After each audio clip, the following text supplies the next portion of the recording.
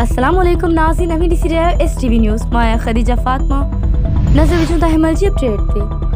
नाज़रीन, सकरंद खां राजकुमार ओडी जी रिपोर्ट मूजिब सारंगिया यूनिट सकरंद पारां कणिक जी तहक़ीक़ाती अदारे जे मुलाज़िमनि जो मुतालबनि जी मञता लाइ कणिक जी तहक़ीक़ाती अदारे जे मेन गेट अॻियां एहतिजाजी मुज़ाहिरो कयो वियो।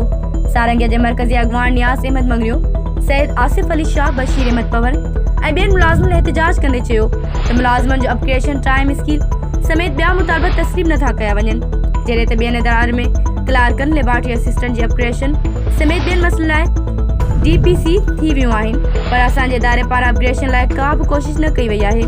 हिननि चयो त इदारे अंदरि केतिरनि सालनि खां कमु कंदड़ कचनि मुलाज़िमनि खे पको नथो कयो वञे। इदारे अंदरि परमनेंट पोस्टूं बजट बुक में दाख़िल कयूं वञनि, रिहाइशी क्वार्टर ज़बून हाल आहिनि, हिननि जी मरम्मत कराए वञे, ॿी सूरत में एहतिजाज जारी रखियो वेंदो।